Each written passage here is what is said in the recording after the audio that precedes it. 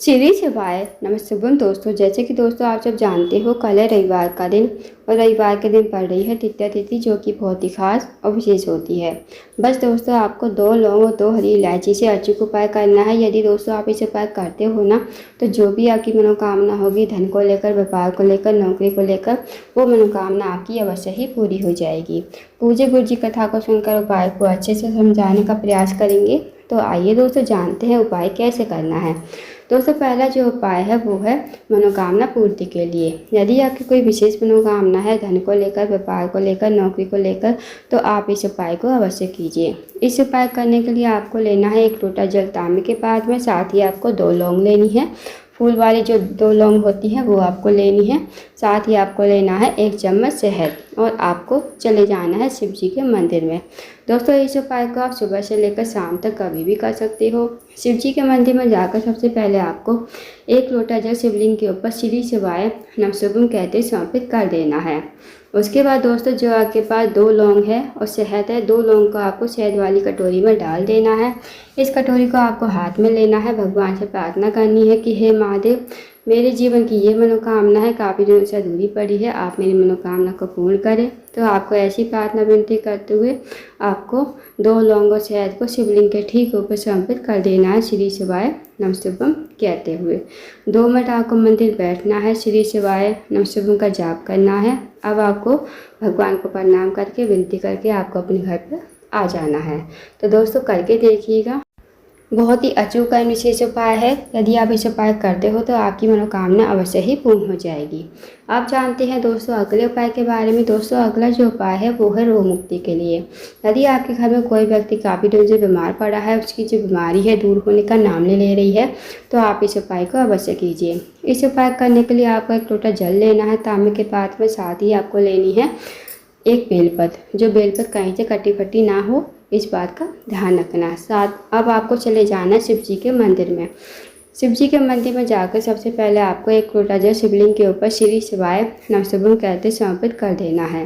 अब जो दोस्तों आपके पास बेलपत्र है ना, बेलपत्र को आपको अपने सीधे हाथ में रखना है, भगवान से प्रार्थना करनी है कि हे महादेव, मेरे घर का ये व्यक्ति है, काफ़ी दिनों से बीमार पड़ा है, आप इसकी बीमारी को ठीक करें। तो आपको उस व्यक्ति का नाम लेते हुए, गोत्र बोलते हुए बेलपत्र को आपको शिवलिंग के ठीक ऊपर समर्पित कर देना है, कुंदकेश्वर महादेव का नाम लेते हुए। दोस्तों ध्यान रखना, आपको उस रोगी व्यक्ति का नाम भी लेना है, गोत्र बोलना है और बेलपत्र को आपको कुंदकेश्वर महादेव का नाम लेते हुए शिवलिंग के ऊपर समर्पित कर देना है। 2 मिनट आपको मंदिर बैठना है, श्री शिवाय नमः का जाप करना है। अब जो आपने बेलपत्र चढ़ाई है ना शिवलिंग के ऊपर, वो आपको महादेव से विनती करते हुए औषधि के रूप में आपको अपने घर पर लेकर आनी है। इस बेलपत्र को घर पर लाकर उस रोगी व्यक्ति को लाना है। जो रोगी व्यक्ति आपके घर में काफ़ी लंबे समय से बीमार पड़ा है, उसको आपको कुंदकेश्वर महादेव का नाम लेते हुए ही इस बेलपत्र को चबा चबा कर खाने को कहना है। यकीन मानिए दोस्तों, जो भी उसकी रोग बीमारी होगी धीरे धीरे ख़त्म हो जाएगी। तो बहुत ही अचूक और विशेष उपाय है, करके देखिएगा। अब जानते हैं दोस्तों अगले उपाय के बारे में। दोस्तों अगला जो उपाय है वो है, अगर आपके जीवन में धन की वृद्धि नहीं है, धन की प्राप्ति नहीं है, माता लक्ष्मी का आपके घर में वास नहीं है, माता लक्ष्मी आपसे रूठी हुई है, तो इस उपाय को अवश्य कीजिए। इस उपाय करने के लिए आपको सबसे पहले 1 लोटा जल लेना है तांबे के पास में, साथ ही आपको लेना है 2 हरी इलायची। जो हरी इलायची होती है वो आपको लेनी है और 1 चम्मच शहद लेना है। शहद को आपको कटोरी में डाल देना है और आपको चले जाना है शिव जी के मंदिर में।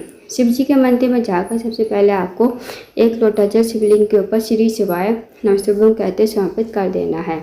उसके बाद दोस्तों जो आपके पास 2 हरी इलायची हैं, 2 हरी इलायची को आपको शहद वाली कटोरी में डाल देना है। इस कटोरी को आपको हाथ में उठाना है, भगवान से प्रार्थना करनी है कि हे महादेव, मेरे जीवन में धन की वृद्धि नहीं है, धन की प्राप्ति नहीं है, माता लक्ष्मी का हमारे घर में वास नहीं है, माता लक्ष्मी हमसे रूठी हुई है, आप कुछ ऐसी कृपा करें कि हमारे जीवन में धन की वृद्धि हो, धन की प्राप्ति हो और माता लक्ष्मी हमारे घर में हमेशा वास करे। तो आपको ऐसी प्रार्थना विनती करते हुए आपको 2 हरी इलायची और शहद को शिवलिंग के ठीक ऊपर समर्पित कर देना है, श्री शिवाय नमः कहते हुए। 2 मिनट आपको मंदिर बैठना है, श्री शिवाय नमः का जाप करना है। अब आपको भगवान को प्रणाम करते हुए, विनती करते हुए आपको अपने घर पर आ जाना है। तो दोस्तों करके देखिएगा, बहुत ही अचूक विशेष उपाय है। इस उपाय को यदि आप करते हो तो जो भी आपके जीवन धन की समस्या है वो समस्या आपकी दूर हो जाएगी। अब जानते हैं दोस्तों अगले उपाय के बारे में।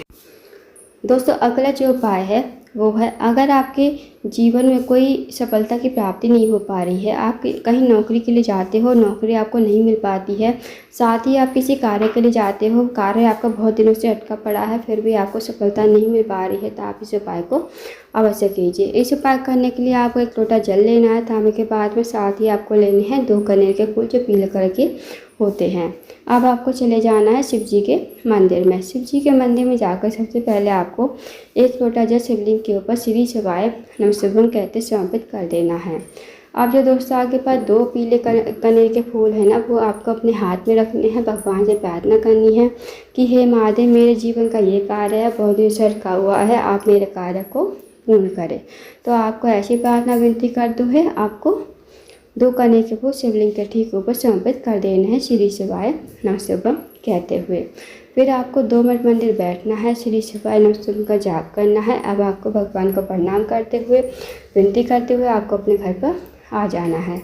तो दोस्तों करके देखिएगा, बहुत ही अचूक इसी उपाय है। इस उपाय को यदि आप करते हो तो जो भी आपका कार्य अटका हुआ होगा वो कार्य आपका पूर्ण हो जाएगा। तो दोस्तों ये थे कुछ विशेष उपाय जो आपको रविवार के दिन करने हैं। इन उपाय को अवश्य कीजिएगा।